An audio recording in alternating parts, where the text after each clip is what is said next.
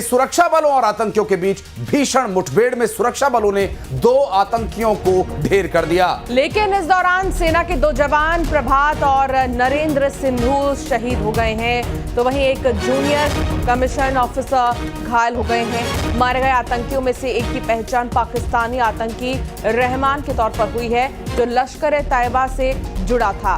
दूसरा आतंकी शोपियां का स्थानीय निवासी आमिर बशीर डार बताया जा रहा है।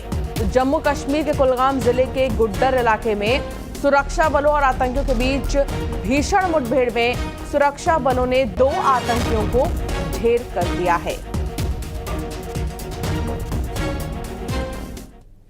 भोपाल में बीती रात गणेश विसर्जन जुलूस पर पत्थरबाजी के बाद बड़ा बवाल हो गया। आरिफ नगर से डीआईजी बंगले की ओर जा रहे जुलूस पर अज्ञात लोगों ने पत्थर फेंके, जिससे प्रतिमाएं खंडित हो गईं, जिसके बाद नाराज लोगों ने गौतम नगर थाने का घेराव कर आरोपियों की गिरफ्तारी की मांग की। जुलूस रोककर प्रदर्शनकारियों ने जमकर नारेबाजी की और चौराहे पर ट्रैफिक जाम हो गया। पुलिस ने तत्काल कार्रवाई करते हुए 3 संदिग्धों की पहचान कर ली है। तो वहीं पुलिस का कहना है आरोपियों पर अब सख्त कार्रवाई की जाएगी। और इस पूरे घटनाक्रम के दौरान देखिए काफ़ी उपद्रव की स्थिति थी, और अब इस पूरे मामले में हिंदू संगठनों की तरफ से भी इस पूरी घटना को लेकर सख्त विरोध जताया जा रहा है, और विरोध के चलते पुलिस पर भी एक दबाव है। हालांकि पुलिस पहले से ही इस पूरे मामले में सतर्कता बरत रही है। संवेदनशीलता को देखते हुए पुलिस अपने स्तर पर कार्रवाई करने में जुटी हुई है। दरअसल पुलिस का कहना है कि आरोपियों पर सख्त कार्रवाई की जाएगी। ये देखिए, किसी गणेश प्रतिमा का हाथ टूट गया है। आज जिस प्रकार से हमारे गणेश विसर्जन में आरिफ नगर में जो घटना घटी है, पथराव किया गया, हमारी प्रतिमा खंडित की गई, शासन चेत ले, ध्यान रखे, अगर किसी भी प्रकार से हमारे इस धर्म के खिलाफ कोई कार्य होगा तो पूरे भोपाल की जिम्मेदारी फिर आपकी होगी। क्रियाओं की अगर प्रतिक्रिया प्रारंभ हो गई तो ध्यान रखिए, जब आपको कल पूरे प्रदेश में कई जगह ये घटना घटी है पथराव की, तो आपने वहां जिम्मेदारी से क्यों नहीं अपनी जिम्मेदारी निभाई? पहले आरपीएफ इत्यादि क्यों नहीं लगाई? हमारी प्रतिमा के विसर्जन को पूरी जिम्मेदारी से, पूरी तत्परता से सुरक्षा क्यों नहीं प्रदान करी?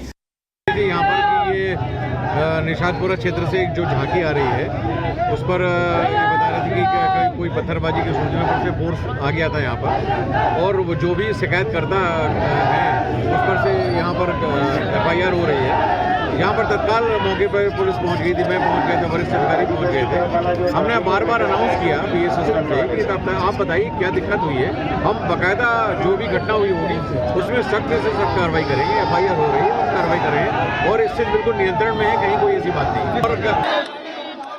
करेंगे हमारे सहयोगी वासु चौरे से। वासु, वो मंजर और भी ज्यादा भयावह हो जाता यदि समय पर पुलिस उस वक्त न पहुंचती, लेकिन वर्तमान हालात क्या हैं? बिल्कुल, देखिए, सबसे पहले तो आशीष, मुझे लगता है कि कानून व्यवस्था का फेलियर है, क्योंकि गणेश प्रतिमाओं का विसर्जन एक बहुत बड़ा और पूर्व निर्धारित कार्यक्रम रहता है, तो वहां पे इस तरीके के हालात क्यों बने? सबसे पहला तो यही सवाल खड़ा होता है। वो भी पुलिस को भी बहुत बेहतर रूप से पता रहता है कि आरिफ नगर वाला जो वो पूरा इलाका है, डीआईजी बंगला जहाँ पर ये पूरी घटना हुई, काफी सेंसिटिव इलाका है वो अपने आप में। तो वहां से जब गणेश प्रतिमाओं का विसर्जन चल रहा था, चल समारोह चल रहा था, तो वहाँ पर्याप्त बल अगर तैनात रहता तो इस तरीके के हालात नहीं बनते। लेकिन जब कल इस तरीके के हालात बने, फिर वहाँ पे हिंदू पक्ष के लोग पहुंचे, जमकर वहाँ पे बवाल हुआ, हंगामा हुआ। उसके बाद वहाँ पे तमाम पुलिस के बड़े अधिकारी पहुंचते हैं, DCP हो, ACP हो, TI हो, बड़ा पुलिस बल जो है वो लगाया जाता है। स्थिति को जैसे तैसे कंट्रोल में करने की कोशिश की जाती है। बहुत देर तक वहाँ पे हिंदू पक्ष के लोग जो है वो बवाल करते रहे, धरने पर बैठ गए सड़क पर, क्योंकि मूर्तियों पर पथराव हुआ था। हिंदू धर्म ने कहा कि हम लोगों की भावनाएं जो है वो आहत हुई है। उसके बाद 3-4 लोगों पर नामजद FIR की गई है।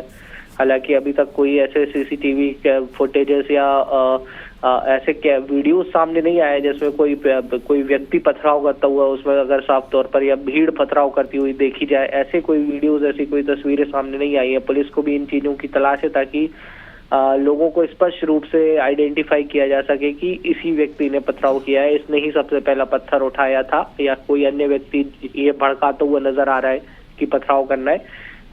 इन तमाम चीजों की अभी पुलिस को तलाश है। उसके लिए इन्वेस्टिगेशन जो है वो आशीष की जा रही है। लेकिन जिस तरीके से माहौल बिगड़ा, फिर उसके बाद रात भर वहाँ पे पुलिस बल तैनात रहा, रात भर जो बड़े अधिकारी हैं वो वॉच करते रहे, मॉनिटरिंग करते रहे। समझाइश के बाद गणेश प्रतिमाओं का विसर्जन भी जो है वो करा दिया गया और फिर पूरे चल समारोह के दौरान पुलिस साथ में गई, विसर्जन करवाया। अब स्थितियां जो है वो जो जानकारी मिल रही है कि वहां पे अब स्थितियां पूरी तरीके से कंट्रोल में है। किसी की पहचान हो पाई वासु जिन्होंने पत्थरबाजी की थी या फिर माहौल बिगाड़ने की कोशिश की? देखिए, आरोपों के आधार पर 3-4 लोगों पर नामजद FIR की गई है, लेकिन जैसा कि अभी हम बात भी कर रहे थे कि ऐसा कोई वीडियो और ऐसा कोई फुटेजेस नहीं मिले हैं कि कोई व्यक्ति हाथ में पत्थर लिया है और फिर वो उछाल रहा है। और वासु, चूंकि रात का समय होने की वजह से ये जो लोग आपस में वीडियोस बनाते हैं सोशल मीडिया पर डालने के लिए, और रात का समय था इसलिए संभवतः लोगों के द्वारा भी वीडियो नहीं बनाए जा रहे थे, अंधेरा होने की वजह से शायद वो लोग और दिखते, अगर दिन का समय होता तो शायद लोगों के मोबाइल कैमरों में भी कुछ आरोपी रिकॉर्ड होते। इस तरह की घटनाएं पहले भी हुई और पहले भी ऐसे साक्ष्य लोगों के, श्रद्धालुओं के मोबाइल फोन से मिले हैं। अब जाहिर सी बात है, देखिए अक्सर जब इस तरीके की घटनाएं होती हैं तो जो वीडियो फुटेजेस हैं वो सामने आ जाते हैं, फिर चाहे वो मोबाइल के बने हुए वीडियोस हो या CCTV के जो वीडियो है वो भी आ जाते हैं। बहरहाल पुलिस ने वहाँ पे जो CCTV खंगाले हैं उनमें भी कुछ ऐसा बहुत पोटेंशियल आशीष नहीं मिल पा रहा है कि जिससे स्थापित हो सके कि कौन ये पत्थरबाजी कर रहा है। लेकिन फिर भी जो वहाँ पे लोग मौजूद थे उन्होंने जिन लोगों को आइडेंटिफाई किया है कि इसने पत्थरबाजी की है, इसके कहने पे ये घटना हुई है। ठीक है वासु, थोड़ा समय कम है, आप जल्दी से बताइएगा कि अब क्या हिंदू संगठनों की मांग है और क्या स्थिति है, फिलहाल जांच पड़ताल कहां तक पहुंची है?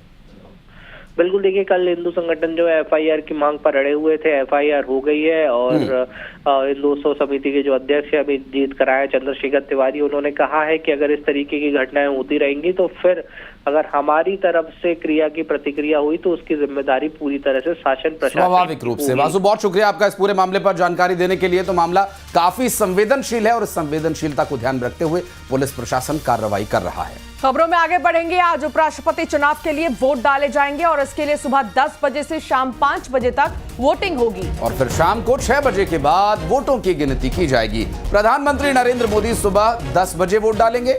BJD और BRS ने उपराष्ट्रपति चुनाव में वोट नहीं डालने का फैसला लिया है।